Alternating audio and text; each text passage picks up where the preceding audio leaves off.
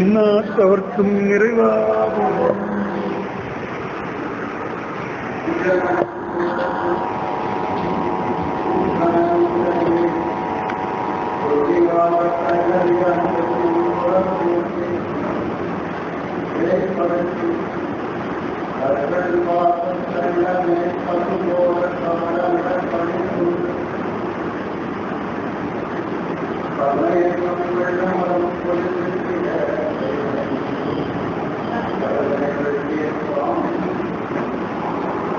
ஏன்றாளுமாய் எனக்கு அந்தயமாய் உடன் தோன்றினராய் மூன்றாய் உலகம் படைத்து உகந்தான் மனத்துள் இருக்க ஏன்றான் இமையவர்க்கு அன்பன் திருப்பாதிரி புலியூர் தோன்றா துணையாயிருந்தனன் தன் அடியோங்களுக்கே.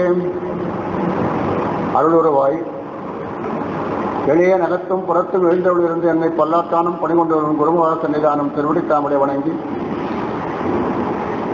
இவன் வீட்டிற்கும் சான்றோர் பிறந்தளாகி உங்கள் அனைவர் திருவடிகளையும் வணங்கி வேண்டும் என்று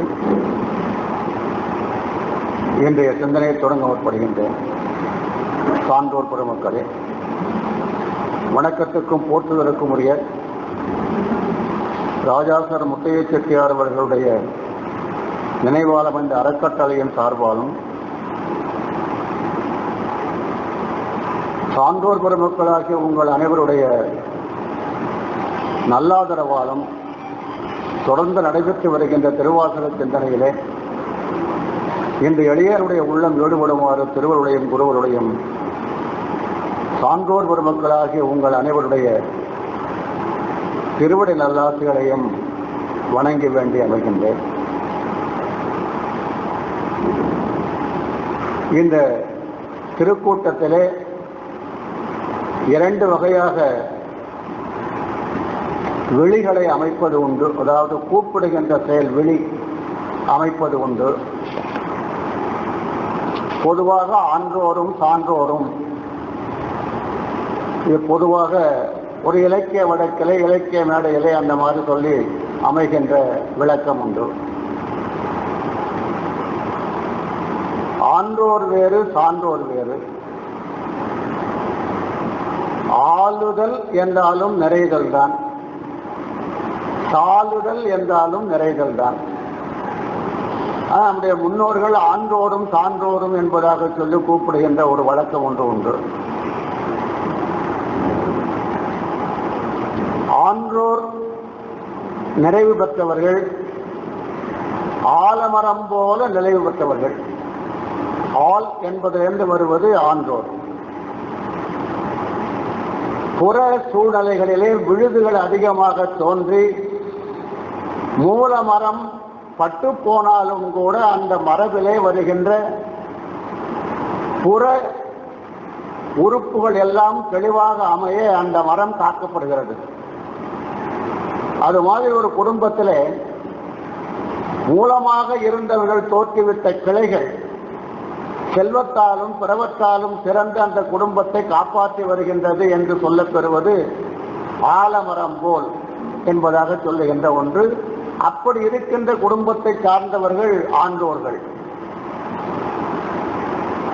சான்றோரும் நிறைந்தவர்கள் தான். சான்றோர்களும் நிறைவு என்ற நிலையை பெற்றவர்கள் தான். சாளுதல் என்றாலும் நிறைதல் தான். ஆனால் இது அகநிலை பண்புகளில் நிலை பெறுதல். அன்பு, நான், ஒப்புரவு, கண்ணோட்டம், வாய்மை என்பது போல 5 தூண்களால் நிறைவு பெற்று அந்த நிறைவிலிருந்து ஒரு முழுமை தோன்றிய நிலையில் வருகிறவர்கள் சான்றோர்கள். எனவே அக நிறைவு என்பதாக சொல்லப்படுகின்ற ஒன்று. ஆளுதல் என்பது புற நிறைவு. அவருக்கு ஒரு ஊரே அவர்களுடைய குடும்பமாக இருக்கும்.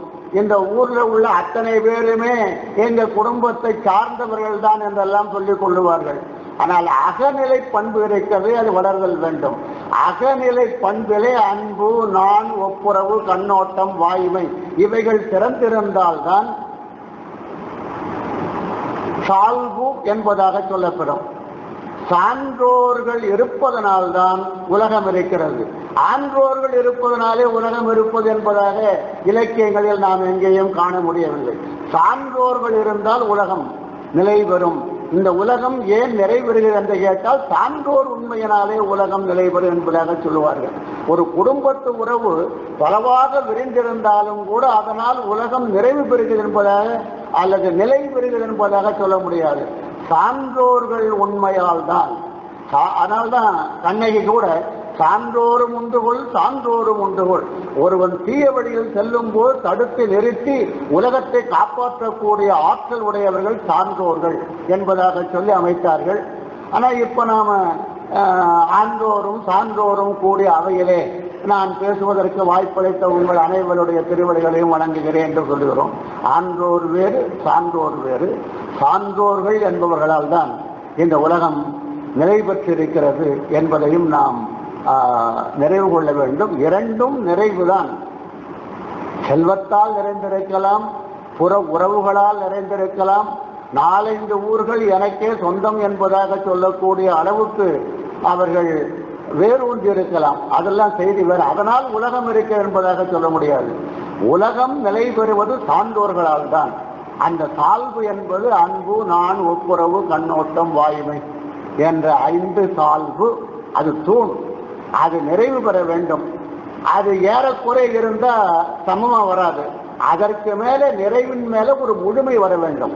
அந்த முழுமை வந்தால் அவர்களால் உலகம் நிலைநிறுத்த பெறும். எதற்காக சொல்கிறேன்? நேற்று ஒரு கேள்வி ஒருவர் எனக்கு போனில் கேட்டிருந்தார். இந்த சிவபெருமானுக்கு கல்யாணம் நடந்தது. இந்த கல்யாணத்தை எல்லாரும் கலந்து கொண்டார்கள், நிறைய பேர் போய் கலந்து கொண்டார்கள் அப்படிலாம் கேள்விப்படுறாங்க. இந்த தெற்கு உயர்ந்து அகத்தியரை அனுப்புகிறாங்களே, இந்த அகத்தியரை ஏன் அனுப்பினார்கள்? அவங்க என்ன தேவலோகத்துலேருந்து வர்றவங்க தான் கால் கீழப்படாது, அது ஏன் அங்கே தாழ்ந்தது? இப்படி ஒரு கேள்வி ஒருத்தர் ஃபோனில் கேட்டு, இந்த அகத்தியரை இந்த கல்யாணத்தை பார்க்க வேணான்னு சொல்லிவிட்டு அவர் அனுப்பிட்டாரா? என்ன கருத்து? இப்படி ஒரு விஷயம் சொல்லிட்டு இருக்கிறவன் அப்படின்னு சொல்லிட்டு. ஏன்னா திருமறை காட்டில் தான் கல்யாண கோலம் காட்டப்படுகிறது என்பதாக எல்லாம் நிறைய கோயில்களில் பின்னால மணக்கோலம் காட்டுகின்ற வரலாறு அகத்தீஸ்வரர் என்ற வகையில் நிறைய கோயில்கள் நம்ம தமிழகத்தில் இருக்கின்றன. இந்த அகத்தீஸ்வரர் என்பதற்கு பொருளே புறத்தே தீ வளர்த்து அந்த யாகத்தின் மூலமாக மற்றவர்களுக்கு உணவு கொடுத்தவர்களை காப்பது போல அகத்தி வளர்ப்பது உண்டு. அகத்தி வளர்த்தல் என்பது ஒன்றுண்டு. அகத்தி வளர்த்தவர் தான் அகத்தியர். அகத்தீயை வளர்த்தவர். நம்முள்ளே இருக்கின்ற தீயை நாம் வளர்த்தல் வேண்டும்.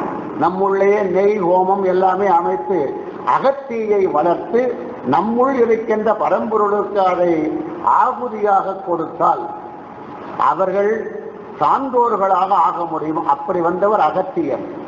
மற்றவர்கள் புலஸ்தியர். புலஸ்தியர் மரபிலே வந்தவர்கள் என்பதாக, ராவணெல்லாம் புலஸ்தியர் மரபிலே வந்தவன் என்பதாக சொல்லப்பெறும். புலஸ்தி என்பது கண்ணுக்கு தெரிகின்ற மாதிரி நெருப்பை வளர்த்து அமைக்கிறவர்கள்.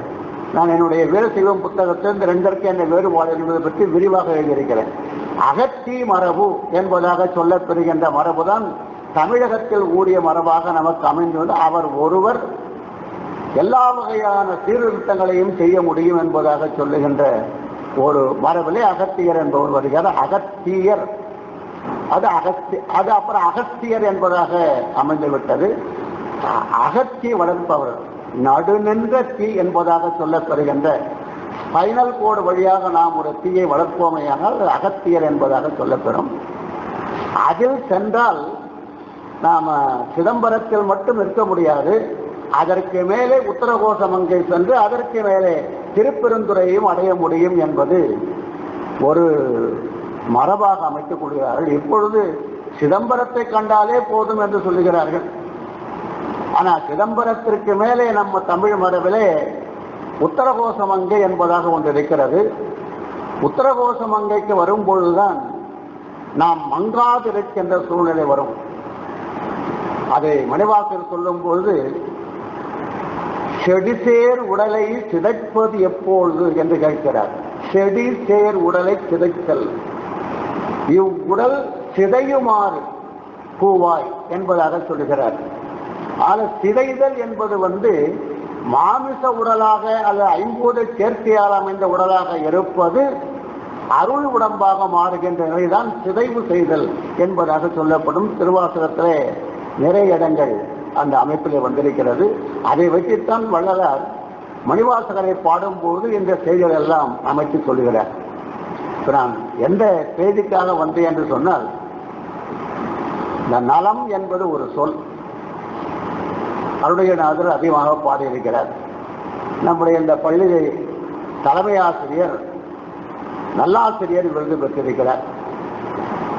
வரும்போதே அவர் சொன்னார், இதுவரை நான் பொல்லாத ஆசிரியனாக இருந்தேன், இப்போதுதான் நல்ல ஆசிரியராக மாறி இருக்கிறேன் அப்படின்னு சொன்னார்.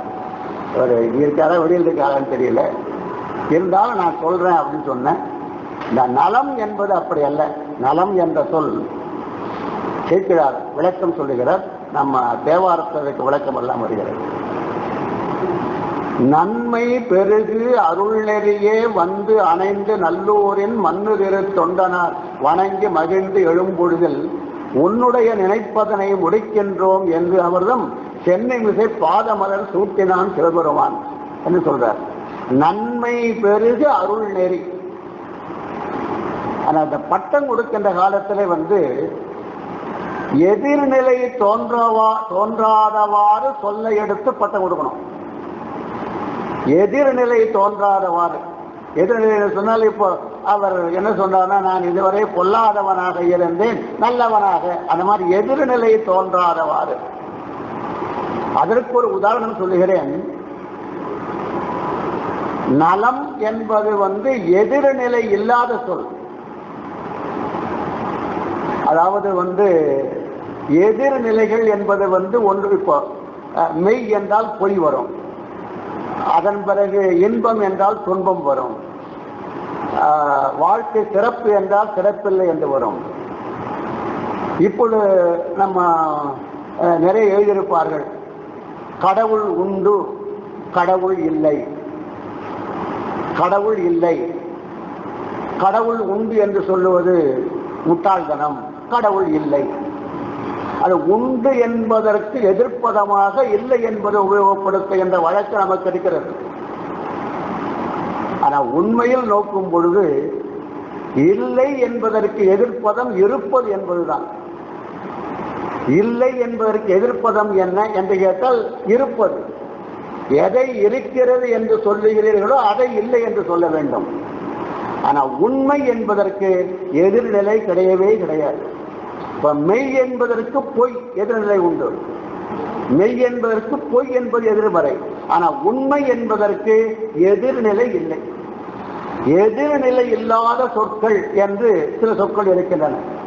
தமிழை நன்றாக நீங்கள் படித்தீர்களால் ஒரு சொல்லுக்கு எதிர்ச்சொல் என்ன என்பதாக நம்ம இலக்கணத்தை சொல்லிக் கொடுப்பார்கள். அந்த காலத்தில் நாம் அதை அவ்வளவா படிக்கிறது இல்லை. ஏன் எதிர்ப்பதம் கேட்காதது பற்றி. எதிர்நிலை இல்லாததுதான் வாழ்க்கை. எதிர்நிலை இல்லாததாக இருக்க வேண்டும். ஆக உண்மை என்ற சொல் ஆப்போசிட் லெஸ், அதற்கு ஆப்போசிட் கிடையாது. மெய் என்பதற்கு பொய், இருத்தல், அதாவது நிற்றல் இருத்தல், அப்படிதான் வரும். உண்மை என்பதற்கு எப்பொழுதுமே இது நான் முன்னே ஒரு தடவை உங்களுக்கு விளக்கியிருக்கிறேன். இதெல்லாம் நீங்க மனதில் நம்ம விளக்கம் சொல்லவில்லை என்றாலும் கூட பதிய வேண்டிய சில செய்திகள். அக்கு என்பது ஒரு எழுத்து இருக்கிறதே, அது தமிழில் தான், வேற எந்த மொழியும் இல்லை. அது ஒலியை ராகவையா சொல்லும் பொழுது அது ஜிஹ்வா மூலிய ஒலி என்பதாக எல்லாம் நான் அதுக்கெல்லாம் போகல. ஜிஹ்வா மூலிய ஒலினா என்ன என்பதை பற்றி அண்ணாமலை பல்கலைக்கழகத்தில் அதுக்காக ஒரு புத்தகமே எழுதுகிறார். சில பேர் திரைப்படம் கூட ஆயுதம் என்பதாக ஒன்று வந்ததாக நான் அதை பார்க்கல, என்னன்னு சொல்லிட்டு ஆயுதம் என்று ஒன்று வந்ததாக கேள்விப்பட்டேன். இந்த ஆயுதப்படை என்பது கிடுகுப்படை என்பதாக சொல்லுகின்ற ஒன்று ஆயுதம். இது தமிழுக்கே உரிய ஒரு எழுத்து. இந்த ஒலி எப்படி தமிழுக்கே உரிய ஒரு எழுத்து. அந்த எழுத்திற்கு அடையாளம் கொடுக்கும் பொழுது அது இங்க தொல்காப்பியம் தொடக்கத்துல பொருளதிகாரத்திலேயே எழுத்ததிகாரத்திலேயே தொடங்கும் பொழுது இந்த அக்கு பத்தி தான் ஆராய்ச்சி. இது உயிரெழுத்தா மெய்யெழுத்தா அவனு கேட்டா உயிரெழுத்தும் இல்லை மெய்யெழுத்தும் இல்லை, அந்த மாதிரி ஒரு எழுத்து. இந்த அ சொல்ற 12 எழுத்துக்கு பிறகுதான் அது வரும். காங்கா சாயா சொல்ற அந்த 18 எழுத்துக்கு முன்னே வரும், நடுவிலே வச்சிடலாம். இந்த எழுத்தினால என்ன பிரயோஜனம்? இந்த எழுத்தினுடைய அமைப்பு என்ன என்று கேட்டால் தமிழர் வாழ்வு முழுவதையும் அடக்கிய ஒரு அடையாள எழுத்து அக்கு என்பது. நானுடைய புத்தகத்துல சைவ சித்தாந்தத்தில் ஆன்ம கொள்கைன்னு முதல்ல அக்கு ஒன்று போட்டேன். தமிழாசிரியர் பேராசிரியர் வந்திருக்கிறார், சொல்லணும் அக்குன்னு ஒன்று போட்டேன். என்ன சார் எடுக்கும் போதே நீங்க 3 புள்ளியை வச்சு ஒரு நூலை தொடங்குகிறீங்களன்னு கேட்டார். அது நம்முடைய பண்பாட்டு எழுத்து, நம்முடைய முன்ன வந்துருங்க, ஏன் முன்ன வந்துருங்க, நம்முடைய பண்பாட்டு எழுத்து. அதாவது நீங்க அக்கு மனசுல வைத்துக் கொண்டு 2 புள்ளி நேர்புள்ளி 2ஆக இருக்கும், அதற்கு மேலே ஒன்று. இதுதான் அக்குடைய வடிவம். வாழ்க்கையில் நீங்க சந்திக்கின்ற எந்த துறையாயிருந்தாலும் அதற்கு எதிர்த்துறை ஒன்று உண்டு. இதற்கு எவ்வளவு மார்க் நீங்க தரீங்களோ, அதாவது ஈஸ் அப்படின்னு சொன்னா ஈஸ் நாட், ஈஸ்ன்னு சொன்னா ஈஸ் நாட் வரும். ஈசம் கொள்கை, அதற்கு எதிர்ப்பதம் ஈஸ் நாட். நீங்க எந்த கொள்கையை சொன்னாலும் எதிர்கொள்கை வரும். அந்த இரண்டையும் இணைக்கலாம் என்று வந்ததுதான் அர்த்தநாரீஸ்வர மூர்த்தம். ஆண்மை என்றால் பெண்மை. இப்ப எல்லாம் கண்டுபிடிச்சிருக்கிறாங்க, பெண்ணாக அவள் இருந்தாலும் கூட அவளிடத்தில் ஆண்மை தன்மை மிகுந்திருக்கிறது, அதனால விருது கொடுக்க மாட்டேன்னு சொல்றாங்க. ஆண்மை தன்மை மிகுந்திருந்தது, அவர் பெண்ணிலே ஆண்மைத்தன்மை, ஆணிலே பெண்மைத்தன்மை மிகுந்திருக்கும். அதெல்லாம் நமக்கு வாழ்க்கைக்கு உதவி இல்லை என்பதாக சொல்லி வெற்றி பெற்ற பிறகும் கூட விருது கொடுக்க மாட்டேன்னு சொல்கிறார்கள். அல்ல, ஆண்மை பெண்மை இரண்டும் சேர்த்து வைத்து பார்த்த போது நமக்கு கிடைத்த ஒரு மூர்த்தம் இருக்கிறது. அந்த மூர்த்தம் தான் அர்த்தநாரீஸ்வர மூர்த்தம். அதற்கு குமரகுருவர்கள் சொன்னார், அர்த்தநாரீஸ்வர மூர்த்தத்துக்கு தமிழ்ல தான் வார்த்தை இருக்குதுன்னார், வேற எந்த மொழியிலும் வார்த்தை இல்லை. இது நம்ம அனுபவித்த வடிவம் ஆதரனாலே அவர் ஒருவர் என்பது ஒருவர்னு சொல்லிட்டேன்னா அது ஆணையும் குறிக்கும் பெண்ணையும் குறிக்கும், ஆணும் பெண்ணும் சேர்ந்ததை குறிக்கும். அந்த மாதிரி வார்த்தை வேற எந்த மொழியிலும் இல்லைன்னு சொன்னவர் குமரகுருபரர். நான் என்ன சொல்கிறேன் என்று கேட்டால், அர்த்தநாரீஸ்வரத்திலேயும் உங்களுக்கு இருமை உண்டு. இது அது இது பிரிக்க முடியாது என்று சொன்னாலும் கூட, இலை இரட்டை பூ இரட்டை பிரிக்க முடியாது என்பது போல இரட்டை உண்டு. தமிழ்நாட்டில் தான் இரட்டையர் என்ற ஒரு புலவரே இருந்தார். 2 பேர், அவங்க மாமா மைத்துனர் 2 பேரும், 2 பேரும் ஒரே பாட்டு தான் பாடுவாங்க. அந்த மாதிரி ஒரு புலவர் இருந்தார்கள் தமிழ்நாட்டில். நான் ஒரு கட்டுரை எழுதியிருக்கிறேன், இந்த கொள்கைக்காக இந்த ஆளை பிறப்பித்தானா இறைவன், இல்லை இந்த ஆளை பிறப்பித்த பிறகு நமக்கு கொள்கை வந்ததா அப்படின்னு தெரியல. ஒருத்தருக்கு கண் கிடையாது, ஒருத்தருக்கு கால் கிடையாது. ஒருவர் குருடர், இன்னொருவர் முடவர். இந்த குருடர் அவர் செய்த பாவம், இந்த முடவரை தூக்கி சுமந்து கொண்டே எங்கேயும் போகணும். எப்பொழுது பார்த்தாலும் முடவரை சுமந்து கொண்டுதான் போகணும். இந்த குருடருக்கு அவர் வழிகாட்டுவார். அங்கே என்ன வைக்கிறார்கள் என்று சொன்னால், ஞானம் உயர்ந்தது, தொண்டு மட்டம். கண் உள்ளவன் ஞானி, அவனுக்கு கால் இல்லை. இப்போ உங்களை விட எனக்குத்தான் பாவம் அதிகம் நான் சொல்லியிருக்கிறேன். ஏன்னு கேட்டா, விஷயம் தெரியாம நாம சிவபூஜை பண்றத தவறு வரலாம். ஆனா விஷயம் தெரிஞ்ச பிறகு நாம் தவறு பண்றேன்னு வச்சு கொள்ளுங்களேன். இந்த 3 வில்வ இலையை எடுத்து அதுல ஒண்ணு இல்லை, பரவாயில்ல போ பூசை இன்னைக்கு முற்றோதலுக்கு போகணும், இது பூசையில வச்சுக்கலாம் அப்படின்னு சொன்னா எனக்கு தான் பாவம் அதிகம். ஏன்னா எனக்கு விஷயம் தெரிஞ்சு போச்சு, இது தவறுன்னு. தவறு செய்தவன் தெரிந்து தவறு செய்யும் பொழுது அது பலன். அத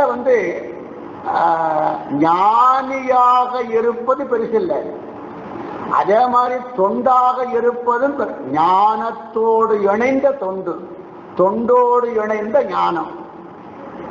நம்ம ஞான சம்பந்த பெருமானும் நாவுக்கரசு பெருமானும் ஒரே காலத்தில் வருகிறார்கள்.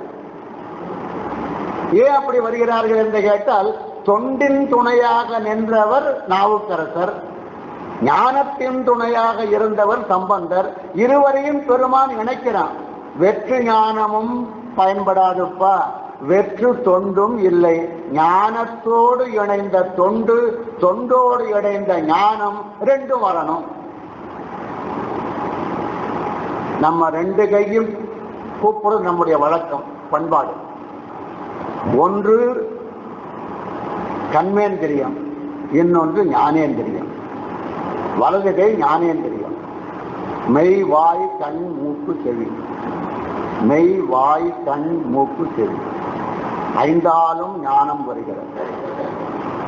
வாக்கு பாதம் பாணி பாயு உபத்தம், அதாவது பேசுதல், நடத்தல், கொடுத்தல் வாங்கல் பாணி, பாயு சிறுநீர் கழித்தல், அந்த மாதிரி செயலெல்லாம். 5 உபஸ்தம் என்பது விந்து விடுதல். இந்த 5ம் செயல் பொறிகள். இது அறிவு பொறிகள். அறிவு பொறிகளையும் செயல் பொறிகளையும் இணைத்து இறைவனுக்கு நாம் உரிமையாக்க வேண்டும். இறைவன் இவைகளை முறையாக நம்மிடத்தில் கொடுத்தது மட்டுமல்ல, செயல்படுத்துதலும் வேண்டும் என்று வேண்டிக் கொள்வதற்காக வேண்டி இந்த 2ஐயும் இணைத்து நாம் கூப்பிடுகிறோம். இது கும்பிடுவது. இப்ப 2ஐயும் நாம் இணைத்தல். என்ன இருந்தாலும் 2ம் 2 தான். அதை நீங்க ஆயுதத்துல 2 புள்ளியா வைத்துக் கொள்ளுங்க. 2 புள்ளியும் சமமாக நிற்கும். அது உலக வாழ்க்கை அல்ல. உலக வாழ்க்கையில் அதுதான் 2 புள்ளி சமமா நிற்குது. இதற்கு என்ன மதிப்பு உண்டோ அந்த மதிப்பு அதற்கு உண்டு. மெய்யுக்கு என்ன மதிப்பு உண்டோ அந்த மதிப்பு பொய்யுக்கும் உண்டு. எவ்வளவோ காலத்துக்கு முன்ன பொய் இருந்து அந்த பொய் இன்று வரை அழிந்து போகவில்லை. இந்த மெய் வளர்ச்சி பெற்று பொய்யை அழித்து விடவில்லை. இருப்பதை இறைவனாலும் அழிக்க முடியாது. ஆக மெய்யும் பொய்யும் சமநிலை. ஒரு தராசு தட்டுல 2 ஒன்றா வைத்தா என்ன மதிப்பு இருக்குதோ அந்த மதிப்பு மெய்க்கும் பொய்க்கும் உண்டு. அந்த 2ஐயும் கடந்தது உண்மை. அதுதான் நாம் அடையக்கூடியது. அதைத்தான் சேக்கிழார் சொன்னார், இருமையும் கடந்து நின்றார். நாம இருமைன்னு சொன்ன உடனே இந்த உலகம் அந்த உலகம் அந்த உலகம் இதுலயே நாம உரை சொல்லுகிறவர்களும் கேட்பவர்களுமாக அமைந்து விட்டார்கள். இன்னொன்று சொல்லுகிறேன், நாமெல்லாம் படிக்கிறவர்களுக்கு கற்போன், யாருக்கும் கற்பவன் என்று பெயர். ஆசிரியனுக்கு கற்கப்படுவோன். இப்போ ஆசிரியர்லாம் கற்கப்படுவோன். அப்போ மாணாக்கன் என்ன பண்ணணும்? ஆசிரியனையே படிக்கணும். இப்ப என்ன, நான் சொல்றதே நீ தெரிஞ்சுக்கிட்டு கேள்விக்கு பதில் எழுது. என்னை பத்தி நீ கவலைப்படாது. நான் சிகரெட் குடிப்பேன், நீ குடிக்காது. நான் சொல்றதை நீ கேட்கணும். என்ன நீ பார்க்க கூடாது. குருகுலத்துல அப்படி கிடையாது. 2 பேரும் சேர்ந்தே பழகுவார். வாத்தியாருடைய அவ்வளவு குற்றங்களும் பையனுக்கு தெரியும். அதால என்ன பண்ணா, பள்ளிக்கூடத்துக்கு அங்க படிச்சுக்கிறேன், நான் அதுக்கு தயாரா 1 மணி நேரம் என்னுடைய குறைகளை மறைத்து விட்டு எல்லாத்தையும் சொல்றதுலேயும் படிச்சு எடுத்துப்போம் அப்படின்னு நமக்கு கற்கப்படுவோம். அதாவது புஸ்தகம் ஆசிரியனையே புத்தகமாக படிக்க வேணும். ஞானியார் சுவாமிகள் சொல்லிக் கொடுத்த அந்த பிச்சை. நீங்க ஆசிரியரை எடுத்துக்காட்டாக, இப்ப பொய் சொல்லுவது உண்மை சொல்லுவதற்கு யார் உதாரணம் சொன்னா ஹரிச்சந்திரன் சொல்லுவோம், மாற்றம் இல்லை. இப்ப நான் என்ன சொல்லணும்னு கேட்டா, உண்மை சொல்லுவதற்கு யார் உதாரணம்னா எங்க ஆசிரியர்னு சொல்லணும். எனக்கு பாடம், எனக்கு அவர் தான் புஸ்தகம், அந்த மாதிரி இருந்தார். அதை சொல்றார் அருணகிரிநாதர் வரும்பொழுது, அந்த மேல் இருக்கிற அந்த அகில மேல் இருக்கிற ஒன்று இருக்கிறதே, அதற்கு ஒரு பெயர் சொல்லுங்கள் அப்படின்னு சொன்னா, எல்லாம் இழந்த நலம். இந்த இருமை முழுவதும் இழந்து போன, இந்த இருமை ரெண்டும் ஒரே மாதிரி இருக்கும். இருமை இழந்த நலம், எல்லாம் இழந்த நலம் சொல்லாய் முருகாசுர பூபதியே. என்னை இழந்த நலம், அருள் நெறி என்று பெயர் அதற்கு. அதுதான் நலம் என்பது. நலமாக இருக்கிறீர்களா அப்படின்னு கேட்டா, அருள் வயப்பட்டு அருளானது உங்கள் உடலை வளர்க்கிறதா, உள்ளத்தை வளர்க்கிறதா என்பதுதான் அதுக்கு பொருள். நலமாக இருக்கிறீங்கன்னா, நான் பார்க்குறீங்களே, நான் தான் இருக்கிறேன்னு தெரியலையா உங்களுக்கு? காலையில் 8 மாத்திரை புடுங்கிட்டு வந்தது, மத்தியானம் 10 மாத்திரை இருக்கு, ராத்திரிக்கு கொஞ்சம் சுருக்கமாக 5 மாத்திரை. இதெல்லாம் என்ன திருமுறையிலே மாத்திரைக்குள் அருளுவர் மாட்பேர. திருமாட்பேர் என்ற ஊர்ல இருக்கின்ற பெருமான் மாத்திரைக்குள் அருளுவர். அங்க மாத்திரை என்பது கணப்பொழுதலை, கணப்பொழுது கொடுப்பான் என்பது பொருள். இருந்தாலும் நமக்கு மாத்திரைக்குள் அருள் மாத்திர. நலம் என்பது அருள் நலம். நல்லாசிரியர் என்பவர் அருள் நலம் பெற்ற ஆசிரியர் என்று பொருள். எல்லாம் இழந்த நலம், எல்லாம் இழந்தவர் நலம் எப்படி சார் வரும் என்று கேட்ட, ஆணவம் முதலிய அனைத்து அழுக்குகளும் அழிந்த பின்னர், அது நம்மால் அழிக்க முடியாது, இறைவன் திருவருளால தானே இழந்து போகும். எல்லாம் இழந்த நலம், என்னை இழந்த நலம் சொல்லாய் முருகா சுரபூபதியே அருணகிரிநாதர். எல்லாம் இழந்த நலம், எல்லாவற்றையும் இழந்த பொழுது என்னிடத்தில் இருக்கின்ற அழுக்குகள் குறைகள் ஆணவம் முதலிய அத்தனை அழுக்குகளும் அழிந்து போன பிறகு தோன்றுகின்ற ஒன்று இருக்கிறதே, அது நலம். அந்த நலம்தான் நல்ல என்று வந்தது. அவர்தான் ஆசிரியருக்குரிய நிலையாக நல்லாசிரியர் என்று சொன்னால், இந்த 2 எதிர்நிலைகளை கடந்து மேலே இருக்கின்ற நன்மை இருக்கிறது. அந்த நன்மையை மாணாக்கர்கள் மத்தியில் வளர்த்த ஆசிரியர் என்ற பொருளை தான் நாம் கொடுக்கிறோம். என்ன பேர்ல வச்சாங்களோ தெரியாது, எடுத்துக்கொள்ளுகின்ற எண்ணம் வரக்கூடாது. பொல்லாத ஆசிரியர் அல்ல, அது வரக்கூடாது.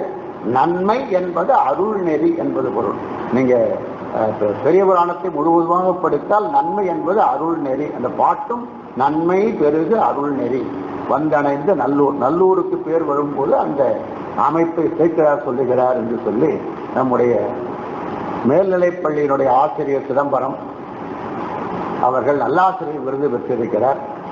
அவரை பாராட்டும் முகமாக இந்த கிட்டத்தட்ட ஒரு 30 மணித்துளிகள் அவரை நீங்களும் உளமாற வாழ்த்த வேண்டும் என்பதாக சொல்லி, நேச அருள் புரிந்து போட்டுலாம் குடும்பம் போட்டுருவோம். 1 2 பொன்னாடை போட்டு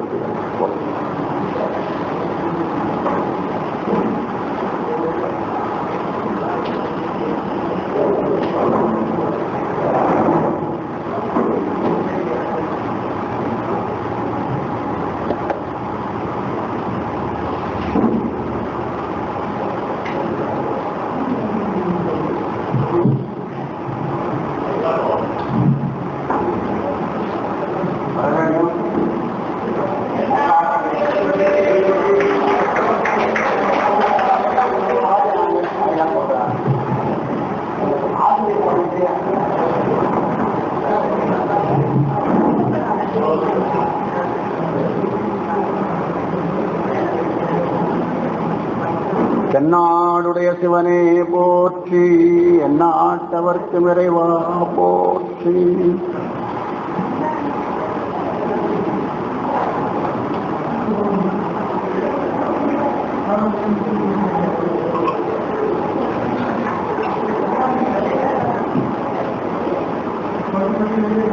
திருவாசகத்து சிவபுராணத்திலே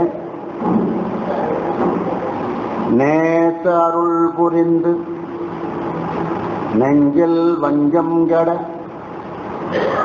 பேராது நின்ற பெருங்கருணை பேராரே என்பது ஒரு புராணம். நான் முன்னமே சொல்லியிருக்கிறேன், சிவபுராணம் என்ற ஒரு புராணத்தில் 63 புராணம் இருக்கிறது. இறுதியிலே தொகுத்து என்ன என்ன புராணம் என்பது பற்றி நான் அதை முன்கூட்டியே இன்ன என்ன புராணம் என்பதாக எழுதி, அதில் இன்ன என்ன கருத்து என்பதாக எழுதி ஒரு படிவம் உங்களுக்கு கொடுத்துடுறேன். அப்போ நீங்கள் அதை சிவபுராணம்னா ஒரு புராணம் இல்லை, 63 இருக்குது என்பதையும் நீங்கள் தெரிந்து கொள்ளலாம். என்ன இது நெடும்பாட்டு. நெடும்பாட்டுக்கு உரை சொல்லும்போது கொஞ்சம்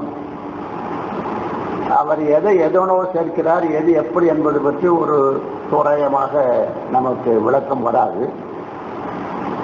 அதை தவிர வேற சொல்லுகின்ற முறை அப்படித்தான். இப்போ 8 தொகை 10 பாட்டெல்லாம் வரும்போது 10 பாட்டெல்லாம் உரை சொல்லும் போது நீளமான தொடர் வரும்போது எங்கே முடிகிறது என்பதை பற்றித்தான் வச்சு உரை சொல்லுகின்ற ஒரு வழக்கம் உண்டு. இருந்தாலும் ஒவ்வொரு பதத்திலேயும் அமைந்திருக்கின்ற சிறப்பு உரைகளையும் அனுபவப்படுத்தி நாம் சொல்லுதல் வேண்டும். அதுபோல நேச அருள் புரிந்து நெஞ்சில் வஞ்சம் கட பேராது நின்ற பெருங்கருணை பேராரே என்பது ஒரு புராணம். ஒரு செய்தி அப்படி அவர் விளக்கிறார். அதற்கு முன்னே 6 செய்திகளை சேர்த்து ஆரியனே என்பதாக முடித்தார். ஆரியனே என்பது இடையின ரகரம், அதாவது சக்கரரா போடணும், அது மாறி அமைத்திருக்கிறார்கள். ஆரியனே அறுவகையாக இயக்குபவன் ஆரியன் என்பதாக சொல்லி போட்டிருக்கிறார்கள். நமக்கு ஆரியன் என்பது ஆச்சாரியன் என்ற பொருள். ஆச்சாரியன் என்பதற்கு பொருள் சொல்லிக் கொடுப்பவன் அல்ல, தன்னோடு இணைந்து ஒழுகுமாறு அழைத்து செல்பவன் ஒன்னு ஆச்சாரியன் என்று பெயர். இப்போ ராமர் போன்றவர்களுக்கெல்லாம் விஸ்வாமித்திரர் உபதேசம் செய்தாலும் கூட தன்னுடனேயே அழைத்து செல்லுகிறார். தன்னுடனேயே அழைத்து செல்லுவதற்கு காரணம் என்ன என்று கேட்டால், தன்னை போலவே அவர்கள் தன் ஒழுக்கத்தில் சிறந்து விளங்க வேண்டும் என்பதற்காக அக்காலத்தில் ஆசிரியர்கள் ஓராண்டு அப்படி தன்னுடனேயே அழைத்து செல்லுகின்ற ஒரு மரபு வைத்திருந்தார். பாடம் சொல்லி கொடுத்துட்டாலும் கூட அந்தந்த சமயத்தை எப்பொழுது உபயோகப்படுத்த வேண்டும் என்பதற்கேற்ப அவர்கள் ஒரு குறிப்பிட்ட காலம் தன்னோடு அழைத்து செல்லுகின்ற ஒரு மரபு ஒன்று உண்டு. அது ஆரியன் என்பவன் ஆச்சாரியன் என்ற பொருளே அழைத்து செல்பவன். தன்னோடு அந்த வாழ்க்கை எப்படி அமைத்துக் கொள்ள வேண்டும், எந்த சூழ்நிலையில் எப்படி அமைய வேண்டும் என்பதை சொல்லிக்கொண்டே செயல்படுத்திக் கொண்டே அழைத்து செல்வனாலே அவனுக்கு ஆரியன் என்ற பெயர் வந்தது. எல்லாம் முன்னே நான் சொன்ன அந்த வரிகளுக்குரிய விளக்கங்கள். இப்பொழுது நேச அருள் புரிந்து, இதற்கு பலவிதமான உரைகள் வந்திருக்கின்றன.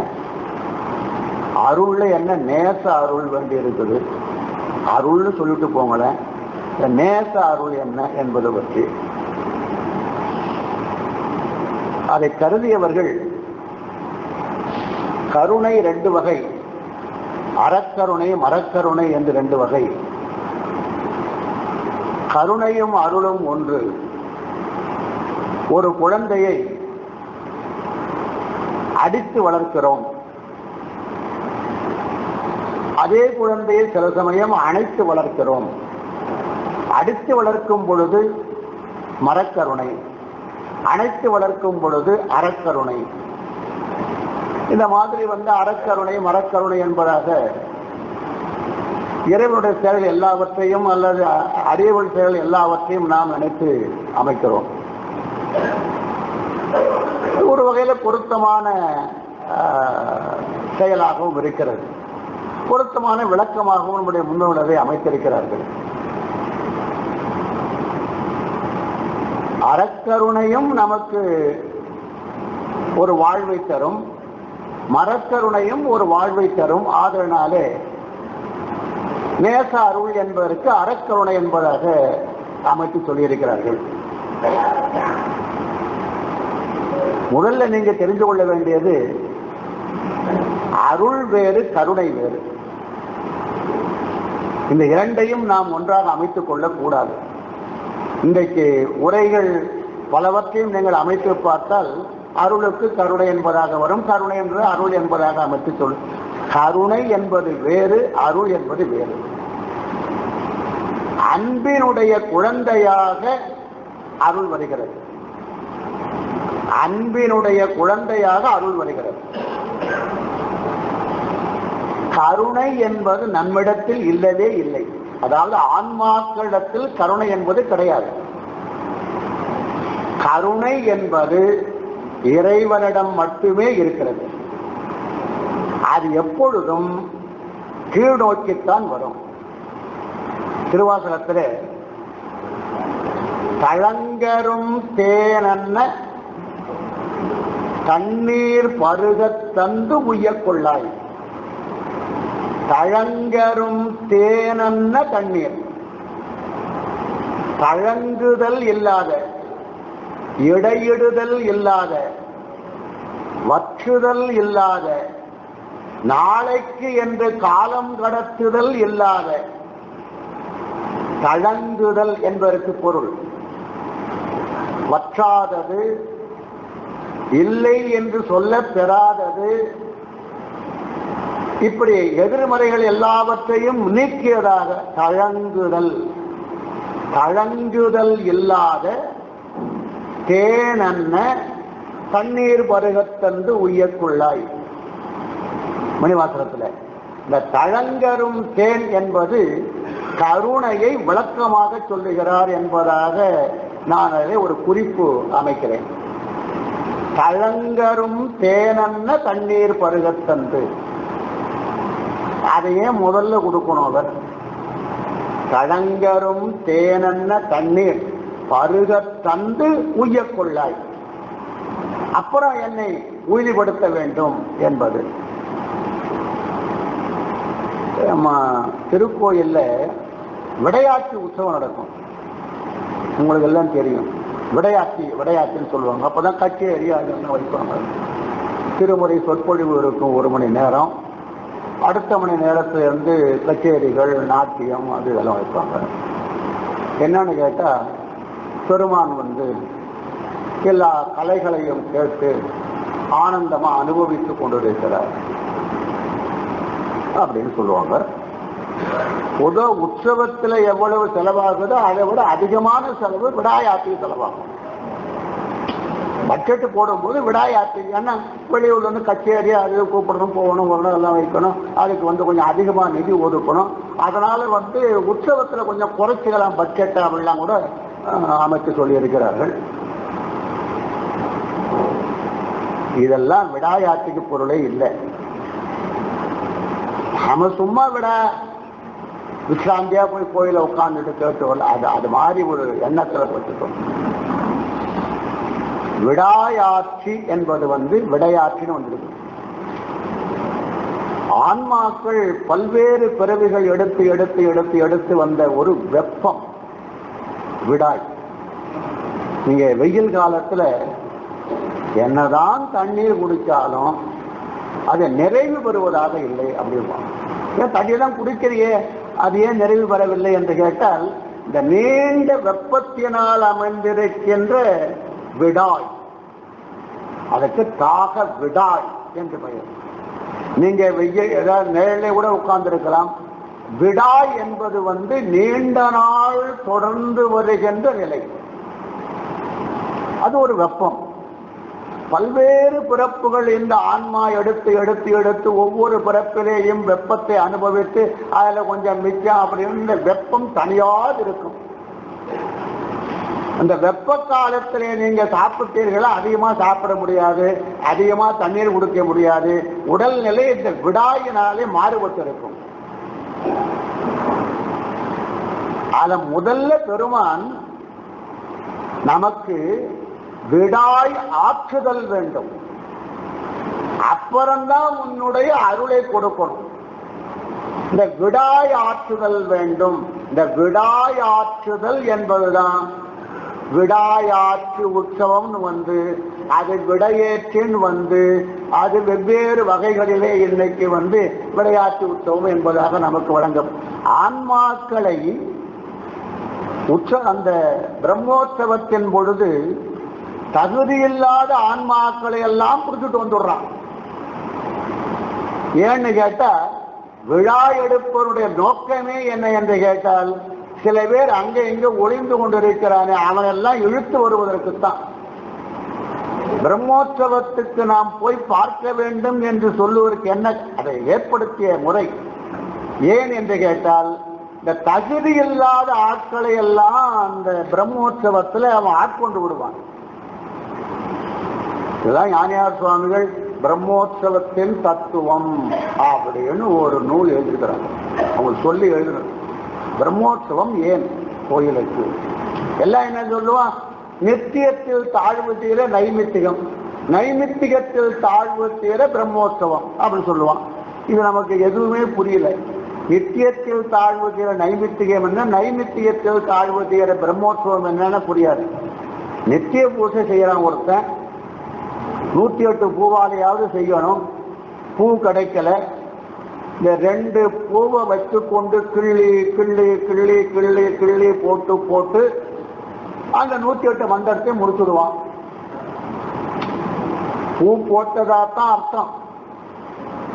ஏன்னா விழுந்திருக்கிற இடத்துல இங்க வந்து குங்குமத்தால் அர்ச்சனை பண்ணும் போது பாருங்களா, அது வந்து அப்படி எடுத்து போடும் போதுலாம் வந்துடும். இது அதை பத்தி இல்லை, இது ஒரு தவறு. இது எந்த தவறு என்று கேட்டால், நித்தியத்தில் தோன்றுகின்ற தவறு. நித்தியத்தில் சொன்னா நாள்தோறும் செய்கின்ற பூசையில் தவறு. இப்போ கோயில்ல நாள்தோறும் செய்கின்ற பூசையிலே தவறு வரும் பொழுது என்ன பண்ணுவார்கள்னா, நைமித்திக பூசை என்று ஒன்று வைப்பார்கள். நைமித்திகம்னா ஒரு சிறப்பு, அது பிரம்மோற்சவம் இல்லை. நைமித்திகம் என்பது ஒரு சிறப்பு பூசை, சம்வத்சர காலத்தில் நடத்துவது அப்படின்னு சொல்லிட்டு வச்சு ஒரு 10 நாளைக்கு வந்து சிறப்பு உற்சவமா இருக்கும். அதுல தப்பு வரும். எதுலையும் தப்பு வரும்னு நம்ம ஒரு கொள்கை வச்சிருக்கிறோம். எதுலயே ஒரு தப்பு வரலாம்னு சொல்லிவிட்டு அதில் அந்த தாழ்வு தீர செய்யப்படுவது பிரம்மோற்சவம். அதுக்கு மேல ஒன்றும் வைக்கல. பிரம்மோற்சவத்துல தாழ்வு வந்தா என்ன செய்யணும், ஒன்றும் வைக்கல. நித்தியம் நைமித்தியம் பிரம்மோற்சவம் வச்சுட்டான். இந்த பிரம்மோற்சவத்துல பெருமான் ஊர்வலம் வருவதனால தகுதி இல்லாதவனை எல்லாம் ஆட்கொண்டு விடுவான். ஞானசம்பந்தர் செய்திருக்கிறார். அவருடைய திருமண காலத்தில் வந்த அனைவருக்கும் தேங்காய் பழம் போட்டு பை கொடுத்து அனுப்பலவர், எல்லாருக்கும் மோட்சம்னார். அப்ப பெருமான் என்ன பண்ணாருன்னு கேட்டா, எல்லாருக்கும் மோட்சம்னா மந்திரன்னு சொல்லணும், திருநீரை கொடுக்கணும். இது ரெண்டும் இல்லாத மோட்சத்துக்கு போக முடியாதனால ஆச்சாள்புரத்தில் அம்பாள் வந்து திருநீர் கொடுப்பார். பெருமான் வந்து மந்திரோபதேசம் பண்ணுவான். அந்த திருமணத்தில் வந்த அவ்வளவு பேருக்கும் மந்திரோபதேசமும். அந்த அம்பாளுக்கு பெயர் திரு வெண்ணீற்று உமையம்மை. அந்த கோயில்ல குங்குமம் கொடுப்பதில்லை, திருநீர் கொடுக்கிற வழக்கம் உண்டு. அப்படி தகுதி இல்லாதவர்களை எல்லாம் ஏற்றுக்கொள்ளும் பொழுது அவனுடைய மூல வெப்பம் இருக்குது, பல பிறவிகளிலே வந்த வெப்பம் ஆணவம் எல்லாவற்றையும் அழித்து விடாய் ஆற்றுகிறான். விடாய் ஆற்றுகிறான். இங்க தகுதியே கிடையாது. நீங்க வந்து சரியை கிரியை யோகம் ஞானம் பல வந்தீங்களா, எந்த வாசற்படி வழி வந்தீர்கள், சரியை வழியில் வந்தீர்களா, சாலோகம், இதெல்லாமே கிடையாது. எந்த அடிப்படையும் இல்லாமல் ஏற்றுக்கொண்டு விட்டான். தகுதி இல்லாதவனையும் ஏற்றுக்கொண்டு விட்டான்.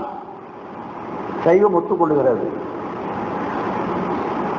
அப்படி இவ்வளவு பேர் போனானே, பிரம்மோற்சவத்துல அதுல 28 பேர் தான் வந்தா அப்படின்னு சொன்னா மற்றவெல்லாம் ஏன் வரல, நாம தான் எத்தனையோ பிரம்மோற்சவம் பார்த்தோமே போகலையே என்று கேட்டால், நேச அருள் புரிந்து பிரம்மோற்சவத்திலே வந்து நம்ம நகையை பார்த்துட்டு போறானா, மாலையை பார்த்துட்டு போறானா, ஏதோ ஒரு நிமிஷம் நின்று நம்ம திருவடியை பார்த்து ஐயோ இந்த திருவடின்னு சொல்றாங்களேன்னு ஒரு நிமிஷம் நின்னானா ஏதாவது ஒண்ணு வச்சுத்தான். ஒண்ணுமே இல்லாம பிரம்மோற்சவத்துக்கு போய் அங்க கொடுக்குற மோர்லாம் வாங்கி குடிச்சுட்டு வந்தேன் அப்படின்னு சொன்னா அதுக்காக அந்த பெருமானிடத்துல ஒரு ஈடுபாடு, ஏதாவது ஒரு இடத்துல ஒரு ஈடுபாடு வந்து விட்டால் அதை அடிப்படையாக வைத்துக் கொண்டு நேச அருள், அதைத்தான் நேச அருள் என்று சொல்றார். இது ஒன்றும் கருணையில வந்து அறக்கருணை மரக்கருணை இல்லை. நம்மை பார்த்து நம்ம கிட்ட வரணும்ன்ற எண்ணமாவது அவனுக்கு ஒரு இடத்துல உண்டாச்சே என்பதாக வைத்துக் கொண்டு அவன் அவர்களை ஆட்கொள்ளுகிறான். அதற்கு நேச அருள் புரிந்து அதிலையும் சொல்றார், நேச அருள் எனக்கு நேசம் வர வேண்டும் என்று சொன்னால் நீ என்னை முதல்ல நினைக்கணும். எது நேச அருள்? நான் நேசம் கொள்ளுவதற்கு, நான் அந்த உற்சவத்துக்கு வருவதற்கு, பிரம்மோற்சவத்துக்கு வருவதற்கு, உன் முன்னால் வந்து நிற்பதற்கு, நீ அணிந்திருக்கிற நகைகள் எல்லாவற்றையும் விட்டு விட்டு உன் திருவடியை பார்ப்பதற்கு உன் திருவருள் தேவை. அவனருளாலே அவன்தாள் வணங்கி என்ற வாக்கியப்படி அவர் சொல்லுகிறார். நேச அருள் புரிந்து, புரிதல் என்பது இடைவிடாது நினைத்து கொண்டே இருத்தல், இடையறவுபடாது நினைத்து கொண்டிருத்தல், தைலதாரை போல நினைத்து கொண்டிருத்தல். அப்படி நீ என்னை நினைத்த பெருமான் என்னை நினைத்தான். என்னை நினைத்ததனாலே நான் அவனிடத்தில் போகும்பொழுது அவனுடைய திருவடியை பார்க்கிறேன். நேசாருள் அந்த மாதிரி செயல்படும். அதை நான் அன்றைக்கே சொல்லி இருக்கிறேன், நீங்க எழுதி வச்சிருக்கலாம். பொல்லாப்பிள்ளையார் சந்நிதியில் அருள் பெற்ற நம்பியாண்டார் நம்பிகள் சொல்லுகிறார்கள், நான் உன்னை முன்னே நினைத்தேனா, நீ என்னை முன்னே நினைத்தாயா என்பது பற்றி ஒரு கேள்வி எழுப்பிக் கொள்ளுகிறார். நீ நினைத்தால் நான் வருவேன், அப்படி இல்லை. என்னை நினைந்து, இது முதல் விஷயம், என்னை நினைந்து. இரண்டாவது, என்னை அடிமையாக ஏற்றுக்கொண்டு. என்னை நீ நினைக்கிறாய், என்னை அடிமையாக ஏற்றுக்கொள்ளுகிறாய். அதன் பிறகு இவ்வளவும் செய்தவன் யார் என்று நான் உன்னை நினைக்க வேண்டிய அவசியம் வருகிறது. என்னை எப்போதும் நினைந்து கொண்டிருந்தால்தான் நமக்கு இறைவன் பற்று வரும் என்று நம்பியாண்டார் நம்பிகளே அது நமக்கு அமைத்து சொல்லுகிறார். அப்ப இறைவன் தான் முதல்ல நம்ம நினைக்கிறான். இந்த மாதிரி அவனை இந்த பிறப்புல அனுப்பணுமே, இத்தனை வருஷம் அவன் வந்து புராணம், சாஸ்திரம், திருவாசகம் இதெல்லாம் வந்து சொன்னானே, நம்ம பற்றி ஏதாவது கொஞ்சம் நினைப்பு வருதா அவனுக்கு? இதெல்லாம் ஊருக்காக சொன்னானா இல்லை நமக்காகத்தான் ஏதாவது நினைப்பு வருதா அப்படின்னு கொஞ்சம் நினைச்சு பார்த்து கொண்டே இருக்கிறான். இன்னும் 25 வருஷம் நான் சொல்லணும்னு எனக்கு தலைவிதி அமைத்தான்னா என்ன பொருள்னா, நான் அவனை சரியாக நினைக்கவில்லை என்பது பொருள். அப்படி ஒரு தண்டனையை கொடுத்து அவரதை அமைக்கிறான். அது ஒன்றும் பெருமை இல்லை. அதாவது நாம திருவாசகம் சொல்றேன்னு சொல்றதுல ஒன்றும் பெருமை இல்லை. இவ்வளவெல்லாம் சொல்ல வச்சியும் இந்த கல் மனசு கரையவில்லை என்பது இறைவனுக்கு தெரியும். அதனால்தான் என்னை நினைந்து ரொம்ப நாள் நினைச்சிருக்கிறான். அதன் பிறகு சரி, இவன் நாம் நினைத்து கொண்டே இருந்தா இவன் போய்கொண்டே இருப்பான்னு கையை பிடிச்சி வாடான்னு அழைத்து 10 நாள் சொன்னான், கோயிலுக்கு போய் வாடா, கோயிலுக்கு போய் வாடான்னு. அப்பா பிள்ளை சொல்லிட்டே இருக்கிறான். பையன் கோயிலுக்கு போறதே கிடையாது. கோயிலுக்கு பக்கத்தில் இருக்கிற ஹோட்டல் வரை போயிட்டு வந்துடுறானே ஒழிய அதன் பிறகு இல்லை. செலவு கணக்கில் வரும்பொழுது வந்து கோயிலுக்கு போய் வந்தேன்ங்கிறது செலவு வருது, உள்ள கோயிலுக்கு போனதாவே தெரியல. அப்பா பார்த்தா இது இந்த பிள்ளையை விட்டா அடக்கான்னு சொல்லிட்டு கையை பிடிச்சி இழுத்துக்கிட்டே கோயிலுக்கு உள்ள போயிட்டான். அதைத்தான் அவர் சொல்றார், என்னை நினைந்து அடிமை கொண்டு என் இடர் கெடுத்து. இவன் நினைக்க முற்படும் பொழுது இவனுக்கு என்ன தடை வருகிறது என்பதையும் அவன் நீக்குகிறான். இவன் நம்மை நினைக்கும் பொழுது அவனுக்கு என்ன தடை வருகிறது, மாயை வருகிறது. இந்த நேரத்துல சினிமாவில் இந்த பாட்டு நடந்துட்டு கொட்டாயில நாம இங்க உட்கார்ந்து அப்பா இருக்கிறதுனால இந்த பாட்டை கேட்க முடியல, ஒரு தடை இந்த மனத்தை அப்படி இழுக்கும். அதை நிவர்த்தி செய்து, அதான் என்னை நினைந்து அடிமை கொண்டு என் இடர் கெடுத்து, எனக்கு என்னென்ன சிக்கல் வருகிறது என்பதெல்லாம் நீக்கி அதன் பிறகு தன்னை நினைய தருகின்றான். இந்த நிலை வரையிலும் நீங்கள் பொருள் கொள்வதாக இருந்தால், நேச அருள் புரிந்து, புரிதல் என்ற சொல்லுக்கு பொருள் செய்தல் என்பதல்ல. இப்போ புரிதல் என்பதற்கு செய்தல் என்றுதான் உரை எழுதியிருப்பார்கள். புரிதல் என்றால் நினைத்தல் என்று பொருள். இடைவிடாது நினைத்து கொண்டிருக்கிறான் பெருமான், நம்மை இடைவிடாது நினைத்து கொண்டே இருக்கிறான். நேச அருள் புரிந்து, நாம ஒன்னும் இறைவனை முன்னே நினைக்கவே இல்லை. இறைவன் ஒருவன் உண்டு என்பதை உணர்த்துவதற்கு பல நாள் பாடுபட்டிருக்கிறான். நாமெல்லாம் இறைவன் இல்லைங்கிற கட்சியில முதல்ல இருந்தவங்க தான். அது ஏதோ ஒரு கட்சிக்கு மட்டும் உரியது கிடையாது. எல்லாருமே முதல்ல இறைவனை பற்றி ஒத்துக்கொள்ளுகிற நிலை கிடையவே கிடையாது. அதன் பிறகு என்ன கேள்வியில எழுப்புறான்னு கேட்டா, உனக்கு தாய் உண்டு, உனக்கு தந்தை உண்டு, இதைத்தான் முதல்ல உணர்த்தணும். அப்புறம் தாய் போன பிறகு அப்புறம் தாய் சொன்னதுதான் தந்தை. எனக்கு தந்தை யார் என்று கேட்கலாம், ஆனா ஒரு குழந்தை எனக்கு தாய் யார் என்று கேட்கக்கூடாது.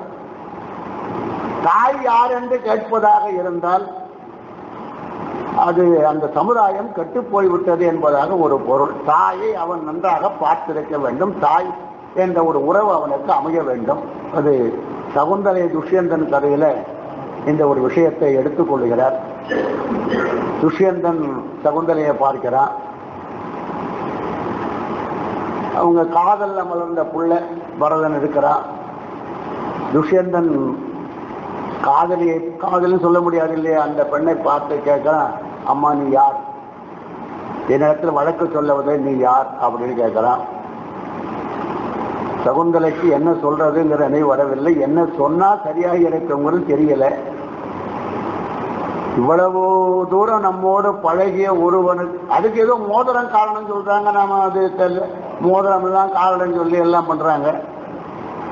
அப்போ சொல்லுகிறான், குழந்தாய், மகனை கூப்பிட்டு, குழந்தாய் உன் தந்தைக்கு வணக்கம் செய். குழந்தாய்ன்னு சொல்லும் போது தான் மகன் தெரிஞ்சு போச்சு. உன் தந்தைக்கு வணக்கம் செய் அப்படின்னு சொன்னா அதுல செய்தி புரிந்து விட்டது என்பதாக சொல்லுகிறோம். அந்த கதை நம்ம தமிழ்நாட்டில் எடுபடவே இல்லை. எந்த கதை? இந்த சகுந்தலை துஷ்யந்தன் கதை இருக்கிற எவ்வளவோ பேர்லாம் நடிச்சிருக்கிறாங்க, பெரிய பெரிய ஆளா இருந்தாலும் கூட தமிழ்நாட்டில் அது எடுபடவே இல்லை. என்ன காரணம் கேட்டா, இந்த ஏதோ மோதிரத்தாலதான் இவ்வளவு பெரிய விஷயம் மறந்து போச்சுன்னு சொல்ற ஒரு விஷயத்தை தமிழகம் ஏற்றுக்கொள்ளவே இல்லை. நான் நினைக்கிறேன் அப்படி. ஏன் இந்த ஒரு அருமையான நாடகம் மறைமடைகள்லாம் மொழிபெயர்த்திருக்கிறார், சாகுந்தலம் எல்லாம் ஏன் நம்ம நாட்டில் அது அதிகமா சொல்லப்படவில்லை? பாரதம் சொல்லப்பட்டது, ராமாயணம் சொல்லப்பட்டது, சாகுந்தலம் அப்படியே வரலன்னு சொன்னா இந்த அடிப்படையை நாம் ஏற்றுக்கொள்ள தயாராக இல்லை. மோதிரத்தால் தான் நினைவு வருகிறது என்று சொல்லுகின்ற விஷயம் எல்லாம் எப்படி போனாலும் சரி, ஒரு தாய் அந்த குழந்தை அந்த தாயை யார் என்று கேட்கின்ற சூழ்நிலை வரக்கூடாதுன்னு தமிழகம் நினைக்கிறது. தந்தையை அவள் தான் அறிமுகப்படுத்துகிறாள். இவள் தான் உன் தந்தை அப்படின்னு சொல்றதுக்கு சாட்சியில் அவ சொன்னதுதான் சாட்சி, அவ்வளவுதான். தந்தை தான் குருவை அறிமுகப்படுத்த வேண்டும். தந்தை தான் குருவை அறிமுகப்படுத்த வேண்டும். குருவானவன் தான் தெய்வத்தை காட்ட வேண்டும். மாதா பிதா குரு தெய்வம், அதுதான் வழக்கம். நெஞ்சில் வஞ்சம் கெட நாம் கடவுளை இல்லை என்று ஒத்துக்கொண்டு ஒரு காலத்தில் வாழ்ந்தாலும் கொஞ்சம் கொஞ்சம் கொஞ்சமாக அவன் நினைந்து நினைந்து நினைந்து நினைந்து நம்மை உருவாக்கிய பிறகு வந்த செய்தி இது. நேற்று முன்னால் ஒருத்தர் தொலைபேசியிலே சொன்னார், நான் இன்னைக்கு வர சொன்னேன், இங்கே வாங்க, அதை பற்றி சிந்திக்கலாம், இந்த இடத்துல சிந்திக்கலாம்னு கூட சொன்னேன். மெய்கண்டா சொல்லுகின்ற ஒரு செய்தி. குளவி புழுவை கொட்டி கொட்டி தன்மயமாக ஆக்குதல் போல இறைவன் நம்மை கொட்டி கொட்டி தன்மயமாக ஆக்குகிறான் என்ற ஒரு செய்தி மெய்கண்டார் எடுத்து சொல்லுகிறார். அந்த செய்தி இன்றைக்கு விஞ்ஞானிகளால் ஒத்துக்கொள்ளப்பெறவில்லை. நானும் விஞ்ஞானிகளை எல்லாம் கேட்டு பார்க்கிறது சரிதானா என்பது பற்றி அவர்கள் அதை ஒத்துக்கொள்ள இல்லை. குளவி எடுத்து செல்லுகின்ற புழு தான் தனக்கு முட்டையிட்டு பிறக்க போகின்ற அந்த குழந்தை குளவி இருக்கிறதே, அதற்கு உணவாக அமைப்பதற்கு முன்னமேயே தயாரிக்கிறது. அதை அதாவது கடித்து கடித்து கடித்து மென்மையாக ஆக்கி மென்மையாக அதை செய்து பஞ்சு அதாவது ஒரு கூழு போல ஆக்கி வச்சிருக்கிறது. இந்த முட்டையிலிருந்து குஞ்சு வந்த உடனே அதற்கு உணவாக அதை கொடுக்கிறது. இப்போ விஞ்ஞானிகள் அதை படம் எடுத்து நமக்கு விளக்கி எடுக்கிறார்கள். ஆனா மெய்கண்டா சொன்னது அப்படி இல்லை.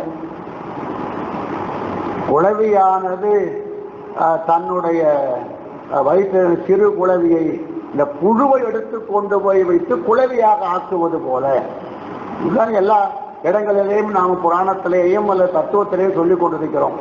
ஆனால் விஞ்ஞானி அது ஒத்துக்கொள்ளவே இல்லை. அது இந்த பிறக்க போகிற குழந்தைக்காக உணவை தயார் செய்து வைத்துக் கொண்டிருக்கிறது என்பது பற்றி தான். எப்படி இருந்த போதிலும் நீங்க நினைக்க வேண்டியது, நேச அருள் புரிந்து, நேசம் ஒரு அன்பினால். நான் முன்னே உரை சொன்னேன், நான் ஈசகா நேசம் வடமொழிப்படி, நான் ஈசகா நேசம் என்று வரும். நேசம் என்பது வடமொழி தொடராக கருதுவது உண்டு. ஆனால் மணிவாசக பெருமான் திருவம்பாவையிலே இந்த படுக்கை அமளியின் மேல் நேசமும் வைத்தனையோ நேரிழையாய் நேரிழையீர் என்பதாக சொல்கிறார். நேசம் என்பது ஒரு ஈர்ப்பு, இதில் சென்று உட்கார வேண்டும் என்பதாகிய ஒரு ஈர்ப்பு என்பதாக அதை அமைத்திருக்கிறார்கள். பெரும் செல்வர்கள் வீட்டிலே அமைந்திருக்கின்ற பெரிய சோஃபாக்கள், ஏழையானவன் சென்று நின்று கொண்டிருப்பான். அல்ல உட்காருவதற்கு அவனுக்கு அச்சம் இருந்தாலும் அங்க எங்க சுற்றி பார்த்துட்டு அது மூலையில ஓரத்துல போய் கொஞ்சம் அப்படி உட்கார்ந்து பார்ப்பான். அதை நேசம் என்று சொல்வது உண்டு. பயத்தோடு கூடிய அனுபவிப்பு. உள்ளத்துல பயம் இருக்கும், எங்கேயாவது பார்த்துட போறான், நம்ம அப்புறம் உதச்சி தீர்த்து கட்டுவிடா ஒரு பயம் இருக்கும். இருந்தாலும் அந்த சோஃபா மேல உட்காரணும்னு ஒரு ஆசை, ஒரு ஈர்ப்பு இருக்கும். அந்த இரண்டிற்கும் இடைப்பட்ட ஒரு விஷயம் இருக்கிறது, அதைத்தான் நேசம் என்பதாக சொல்கிறார் இவர். நேச அருள், நான் அதற்கு தகுதி இல்லை என்றாலும் கூட ஒரு ஈர்ப்பு, நான் அதற்கு உரிமை உடையவன் இல்லை என்றாலும் கூட என்னை மெல்ல ஈர்த்து வைத்து விட்டாய். நீ மகோத்சவத்துக்கு வர்ற மாதிரியும், நீ உற்சவத்திலே வர்ற மாதிரியும், நான் உற்சவம் பார்க்க வர்ற மாதிரியும் அப்படி வந்து நின்றாலும் உன்னுடைய திருவடியை கொஞ்சம் பார்க்குமாறு ஒரு ஈர்ப்பை கொடுத்து விட்டாய். அது ஒரு அருள். அதைத்தான் சொல்லுகிறார், நேச அருள் புரிந்து. அதுவும் இல்லைன்னா வர முடியாதுங்கிறார். நீ உற்சவத்தை 63 உற்சவத்துக்கு நீங்க போக, நான் வீட்டில் இருக்கிற ஒருத்தன் சொல்றான்னா பெருமான் நேச அருள் புரியவில்லை என்பது பொருள். நான் 10,000 ரூபாய் பணம் கொடுக்க, நீங்க சோத்து போட்டெல்லாம் கட்டி எல்லாருக்கும் கொடுங்க, நான் வீட்டில் இருக்கிறேன்னு சொன்னாலும் நேச அருள் இல்லை. இவன் செய்கிறான். நம்மோட பெருமண்டத்தில் பல பேர் நன்கொடை கொடுத்து நீங்க வெள்ளீஸ்வரர் கோயிலுக்கு எதிர்த்தாப்பர் இருந்து கொடுப்பாங்க, நீங்க வாங்கி கொள்ளுங்கள் அப்படி எல்லாம் சொல்லுவாங்க. ஆள் அவர் கொடுத்தாரா? அவர் பெருமானை பார்த்தாரா? இல்ல சார், பணத்தை கொடுத்துட்டார். நாங்க தொண்டர்களெல்லாம் வாங்கி, அவருக்கு நேச அருள் இல்லை. யாருக்கு இந்த 20,000 ரூபாய் பணம் கொடுத்தாரே அவருக்கு நேச அருள் இல்லை. நீ சென்று அங்கே அந்த திருவடியில் கொஞ்சம் கண்ணை சாட்டி வணங்க வேண்டும்.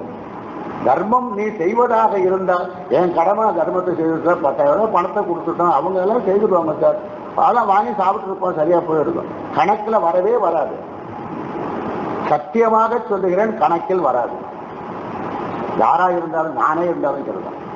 நீ நேராக வந்து அந்த திருவடியை பார்த்து உன்னுடைய நினைப்பினால் நான் இந்த காரியத்தை செய்து இந்த நாள் உன் திருவடியை பார்க்கிறேன் என்பதாக வந்தால்தான் கணக்கு பதிவாகுமே ஒழிய, இல்லை என்றால் நீங்க 1,00,000 வருஷம் கொடுத்தாலும் கூட பதிவு வராது. நீங்க வேணா இன்கம் டாக்ஸுக்கு வேணா கணக்கு சொல்லலாம். 10,000 ரூபாய் அந்த 80 என்னவோ ஒரு கணக்கு ஒன்று போட்டு அதில் வரி விலக்களிக்கப்படும், அதில் வேணா வரலாமே ஒழிய பெருமான் திருவடியில வரவே வராது.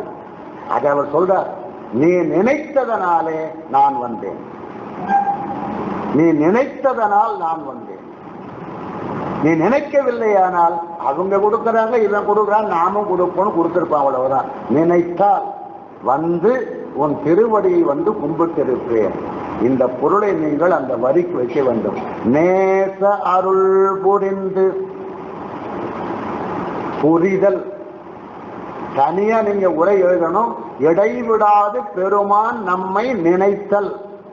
நாம அவன் நினைக்கிறது இல்லை, பெருமான் நம்மை நினைக்கிறான். இடைவிடாது நினைக்கிறான், எப்பொழுதும் நினைக்கிறான். ஏதோ வந்து பள்ளி அறையில கொண்டு போய் சேர்த்துட்டு வந்து உட்கார்ந்துட்டா அப்பதான் நம்ம நினைப்பான்னு சொல்லிட்டு எல்லாரும் சொல்லி கொண்டு இழக்காது, அதெல்லாம் நினைக்காதீர்கள், எப்பொழுதும் நினைக்கிறான்.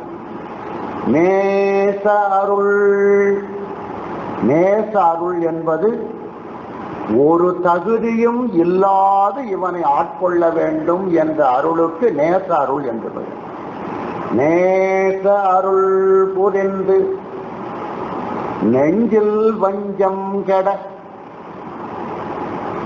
வந்து நின்று வணங்குவான். பெருமான் தான் கூப்பிடுறான், வந்திருக்கிறான், வணங்குறான், நினைக்கிறான். நாம வணங்கலாமா, நாம வணங்குறதை பெருமான் ஏற்றுக்கொள்ளுவானா என்பது போல நினைக்கிறான். அந்த நெஞ்சத்தில் ஒரு வஞ்சம் இருக்கிறது என்பதாக சொல்லுகிறார். வஞ்சம் என்பதற்கு பொருள் வஞ்சம். இப்போ நமக்கெல்லாம் செல்வம் இருக்கிறது என்பதற்கு கணக்கு தெரியும். இந்த ரெண்டுமே, தரித்திரமானாலும் செல்வமாக இருந்தாலும் அந்த சொல் நமக்கு உணர்த்துவது என்ன என்று கேட்டால், நான் உன்னிடத்தில் வந்திருப்பது உன்னை அறிவுடையவனாக ஆக்குவதற்குத்தான். தரித்து இரோம், வாழ்நாள் முழுவதிலேயும் உன்னிடத்தில் தங்கியிருந்து உன்னை கெடுப்போம் என்பதாக எண்ணிக்கொள்ள வேண்டாம். தரித்து இரோம். என்ன அர்த்தம் தரித்திரம் என்பதற்கு? தரித்து இரோம், இங்கேயே உன்னை தாங்கி உன்மேல் நான் தங்கி தரித்து இரோம், உனக்கு ஒரு அறிவை கொடுப்பதற்காக நான் வந்திருக்கிறேன் என்று தரித்திரம் என்பதும் சொல்லுகிறது. செல்வம் என்பதும் அவர்தான் சொல்லுகிறது. நாம் போறைய செல்வம், நாம் செல்வோம், செல்ல இருக்கிறோம், இந்த வழியில வந்திருக்கிறோம், செல்ல இருக்கிறோம். ஆற்றிலே நீர் வரும் பொழுது அந்த இடத்தில் வரும்போது சொல்லுகிறது, ஒரு மணித்துளி இருக்கிறேன், நான் போய்விடுவேன். சாக்ரட்டிஸ் சொன்னான், ஒரே ஆற்றில் 2 முறை ஒருவன் இறங்குவதில்லை, ஒரே ஆற்றில் 2 முறை இறங்குவதில்லை. என்ன அர்த்தம்? முதல்ல இறங்கின ஆற்றில நீ திரும்ப போய் அதுக்குள்ள அந்த தண்ணீர் போய் வேற தண்ணீர் வந்திருக்கும். அது மாதிரி இருந்தவன் துரியோதனன் ஒருத்தன் தான். துரியோதனன் அவனுக்கு கிண்ணத்துல சாப்பாடு வந்து கொண்டே இருக்கும். ஒரு கிண்ணத்தில் ஒரு பிடி எடுத்து வாயில் போட்டானேயால் அந்த கிண்ணம் போய்விடும். அடுத்த கிண்ணத்தில் தான் அதே கிண்ணத்தில் கை வைத்தானேயானால் அவனுக்கு சாபத்தின் காரணமாக அவைகளெல்லாம் புழுக்களாக மாறிவிடும். எச்சில் படாத சாப்பாடு சாப்பிட்ட ராசாதி ராசன் சொன்னா அது துரியோதனம் ஒருத்தன். கை வச்சு எடுத்தால அந்த கையை திரும்ப அதுல வைக்க மாட்டான், அடுத்த கண்ணத்துல வரணும். அது ஒரு சாபம் என்று சொல்லுங்கள், நன்மை என்று சொல்லலாம், எப்படியோ நீங்க அதை அமைத்துக் கொள்ளுங்கள். பெருமான் தரித்திரத்தையும் செல்வத்தையும் நமக்கு நிலையாக கொடுப்பதில்லை. நமக்கு அந்த அறிவு வந்துவிடுமேயானால் இவை தானாக போய்விடும். இவையெல்லாம் நமக்கு அறிவை கொடுக்க வந்தவை. இந்த ஞானம் எப்பொழுது வரும் என்று கேட்டால், நேச அருள் புரிந்து நெஞ்சில் வஞ்சம் கெட. நெஞ்சத்தில் ஒரு வஞ்சம், ஒரு வஞ்சனை. வஞ்சனை என்பதற்கு பொருள், வஞ்சம் என்பதற்கு பொருள், நமக்கெல்லாம் திருவருள் வராது, திருவருளுக்கும் நமக்கும் சம்பந்தம் இல்லை, நான் திருவருளுக்கு பாத்திரமானவன் இல்லை. வகரத்தை அஞ்சுபவன் வஞ்சன். வகரம் என்பது திருவருள். வா என்ற எழுத்து திருவருளை குறிக்க வந்ததே. வா என்ற எழுத்தை அஞ்சுபவன். நமக்கும் திருவருளுக்கும் சம்பந்தம் இல்லை, திருவருள் எனக்கு வராது, திருவருளை நான் அடைய அப்படி இல்லை. நீ இருப்பதே திருவருளால் தான், நீ நின்று கொண்டிருப்பதே திருவருளால் தான், திருவருள் தான் உன்னை நடத்தி கொண்டிருக்கிறது. அதைத்தான் சொல்லுகிறார், நெஞ்சில் வஞ்சம். என்ன வஞ்சனை இதுல? தன்னை பற்றி தனக்கும் திருவருளுக்கும் சம்பந்தம் இல்லை, எனக்கும் திருவருளுக்கும் சம்பந்தம் இல்லை, நாள்தோறும் நான் பாவம் செய்கிறேன், எனக்கும் திருவருளுக்கும் சம்பந்தம் இல்லை என்பதாக சொல்லுகின்ற நினைக்கின்ற எண்ணம் இருக்கிறதே, அதை வஞ்சம் என்று சொல்லுகிறேன். பிறருக்கு நான் வஞ்சனை செய்யவில்லை, என்னிடத்தில் எது என்னை செயல்படுத்துகிறதோ அதை நான் மறந்து விடுகிறேன். என்னை யார் செயல்படுத்துவது என்று கேட்டால், என்னுள் இருக்கின்ற பரம்பொருள் செயல்படுத்துகிறான். அவன் செயல்படுத்துவதை நான் மறந்து விடுகிறேன், எனக்கு உதவி செய்தவர்களை நான் மறந்து விடுகிறேன். எல்லாம் அருளினுடைய கூறுகள், அவைகளை நாம் மறந்து விடுகிறோம். அப்படிப்பட்டவனை பார்த்து வஞ்சன் என்று சொல்லுகிறார். பிறரை வஞ்சிப்பவனை வஞ்சன் என்று சொல்லுகின்ற பொருளில் மணிவாசகர் இதை சொல்ல இல்லை. நெஞ்சில் வஞ்சம் கெட. நமக்கு இருக்கிற பகுதி மனம், இரண்டாவது பகுதி நெஞ்சம். மனத்துக்கண் மாசிலனாதல், அடுத்தது நெஞ்சம். நெஞ்சம்தான் அறிவிலே இருந்து நிலைக்களமாக நம்மை அமைக்கிறது. மூன்றாவது உள்ளம்.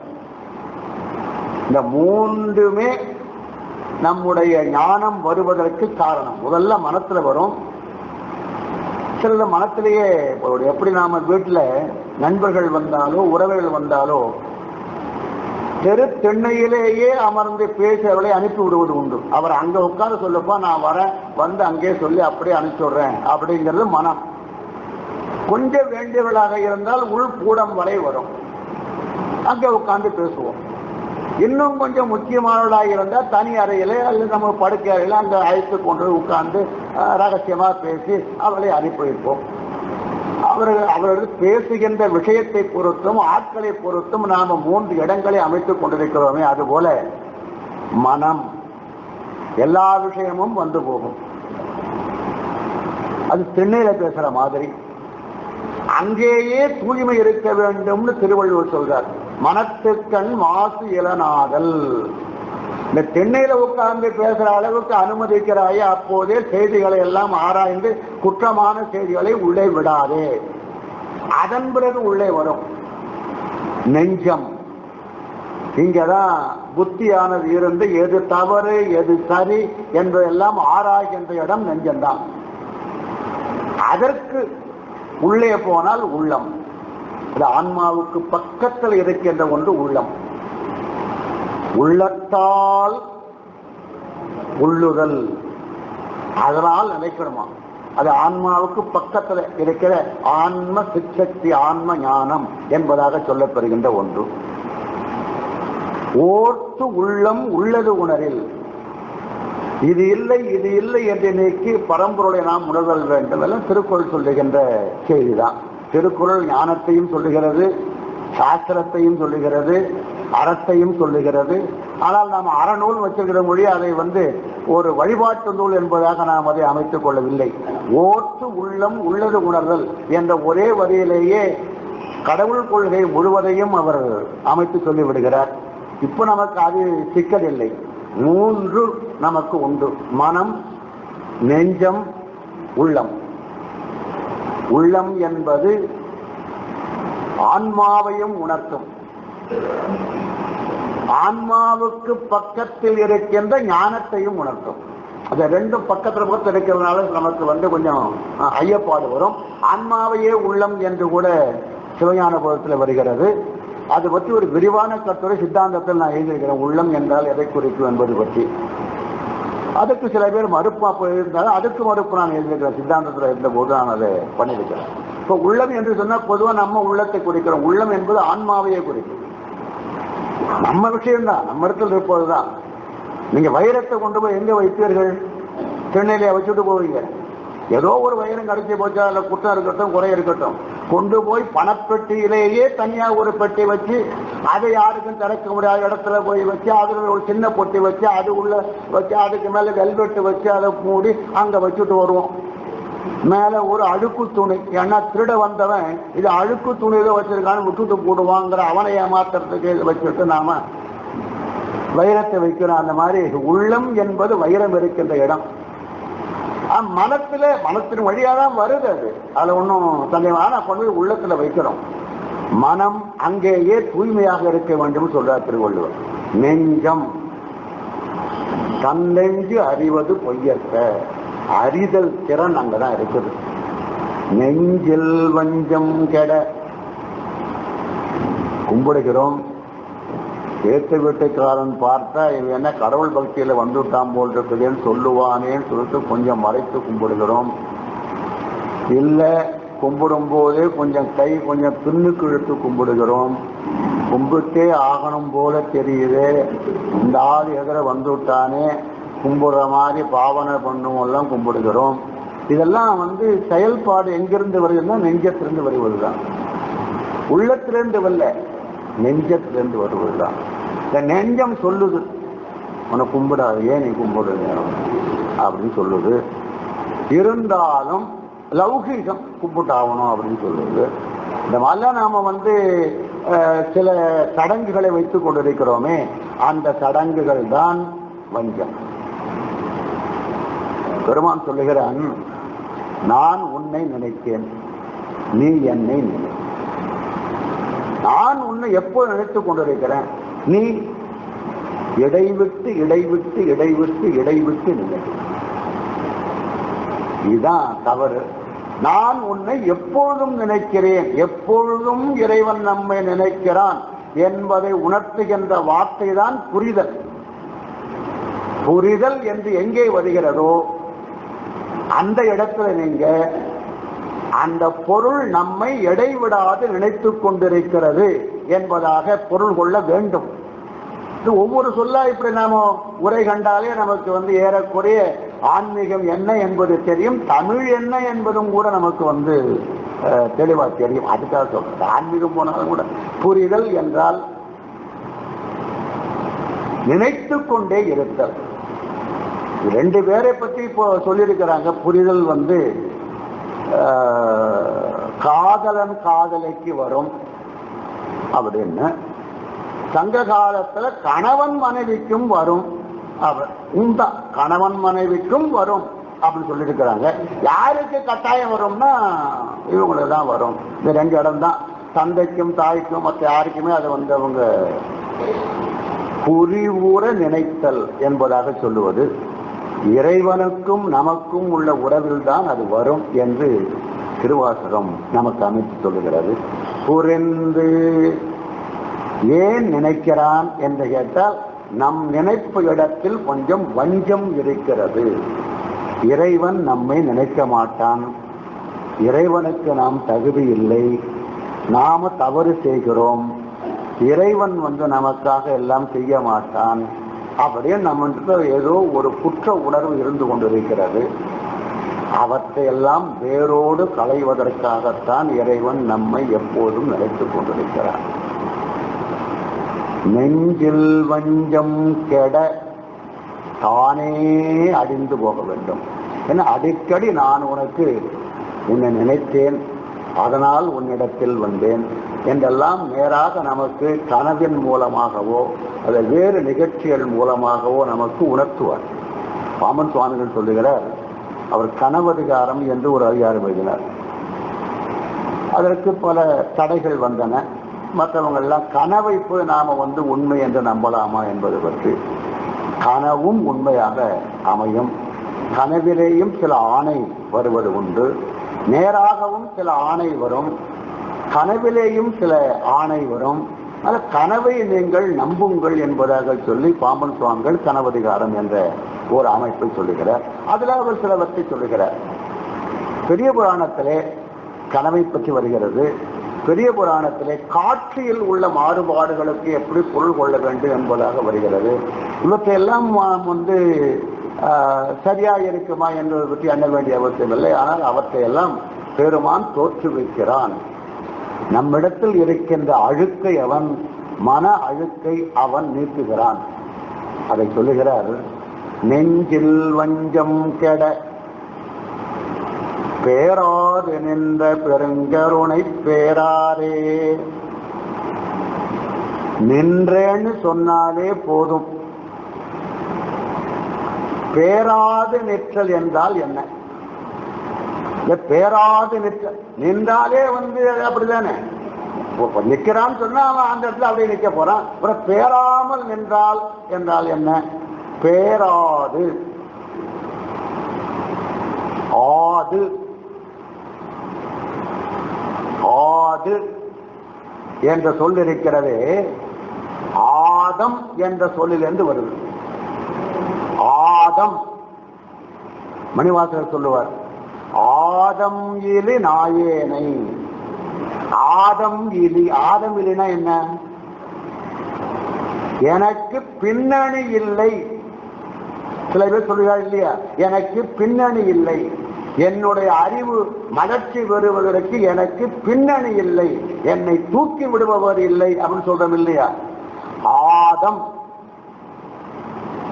எனக்கு பற்றுக்கோடாக இருந்து நான் உனக்கு எல்லா விதமான ஆதரவையும் கொடுப்பேன்.